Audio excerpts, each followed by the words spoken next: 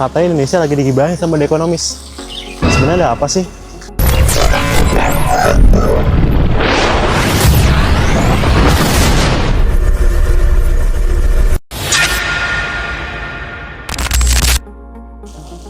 Baru-baru ini Indonesia digibahin sama The Economist, media mingguan internasional yang sangat berpengaruh dalam isu ekonomi dan politik dunia. Katanya mereka bilang kalau ekonomi kita lagi masuk fase yang cukup mengkhawatirkan. Tapi sebenarnya apa sih yang lagi terjadi sama perekonomian Indonesia akhir-akhir ini?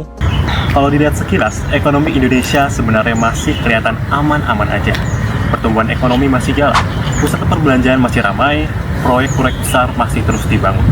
Tapi di balik itu, ada tekanan yang mulai muncul dan bikin banyak ekonomi khawatir. Salah satu penyebab utamanya adalah pengeluaran pemerintah yang sekarang naik sangat besar. Pemerintah Prabowo punya banyak program ambisius. Salah satunya adalah program makan bergizi gratis.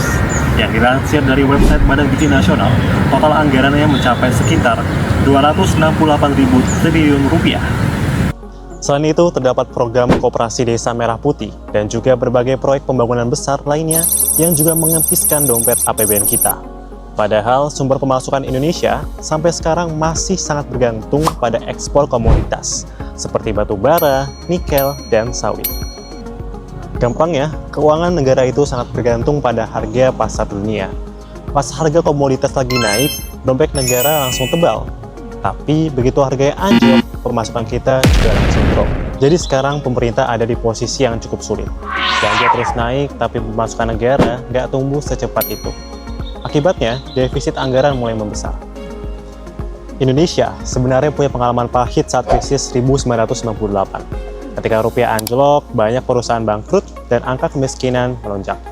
Belajar dari sana, pasca reformasi Indonesia memilih kebijakan yang lebih berhati-hati. Pemerintah Indonesia membatasi diri dalam berutang demi menjaga stabilitas ekonomi dan kepercayaan investor. Namun saat ini, para analisis khawatir arah kebijakan tersebut mulai berubah. Situasinya kian berat karena ketidakstabilan global, konflik dunia memicu kenaikan harga minyak mentah yang masih banyak kita impor. Akibatnya, beban subsidi BBM dan listrik yang harus ditanggung pemerintah pun ikut membengkak. Berdasarkan laporan Okezone Finance, harga rata-rata minyak mentah Indonesia atau Indonesian Crude Price pada April 2026 mencapai sekitar $117 AS per barel. Angka itu mengalami kenaikan yang cukup signifikan dibanding bulan sebelumnya yang berada di kisaran $102 AS per barel. Jadi, pengeluaran negara makin besar lagi. Nah, di titik ini investor mulai waspada nih. Bukan cuma soal utang atau pengeluaran negara, tapi juga soal arah kebijakan ekonomi Indonesia. Karena sekarang banyak keputusan ekonomi yang dianggap makin dipengaruhi kepentingan politik. Mulai dari BUMN, Bank Negara, sampai Bank Sentral dianggap semakin dekat dengan agenda pemerintah. Intinya, apakah pemerintah bisa tetap ambisius bangun ini itu, tapi dompet negara nggak jebol?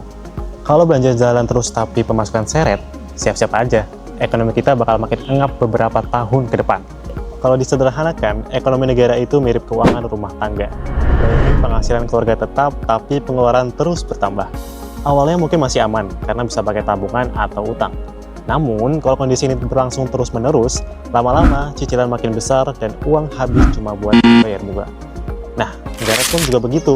Kalau pemerintah terlalu baik belanja sementara pemasukan pajak dan pendapatan negara nggak cukup, akhirnya negara harus nambah utang. Masalahnya bukan cuma jumlah utangnya, tapi apakah negara masih dipercaya untuk mampu bayar? Karena ekonomi modern itu sangat bergantung pada kepercayaan. Kalau investor percaya, uang masuk, bisnis berkembang, lapangan kerja tumbuh. Tapi kalau kepercayaan turun, investor bisa cabut, nilai mata uang melemah, dan harga-harga ikut naik. Itulah kenapa stabilitas fiskal dan kebijakan ekonomi itu penting banget. Jadi intinya, Indonesia belum ada di titik krisis. Tapi banyak analis mulai melihat tanda-tanda tekanan ekonomi yang gak bisa kita sepelekan. Sekarang, pertanyaannya bukan cuma apakah program besar pemerintah bagus atau enggak, tapi apakah semuanya bisa dijalankan tanpa bikin kondisi ekonomi jadi lebih rapuh di masa akan datang. Kalau menurut kalian gimana? Program ambisius MBG ini bakal jadi investasi besar buat masa depan Indonesia? Atau justru bawa waktu ekonomi?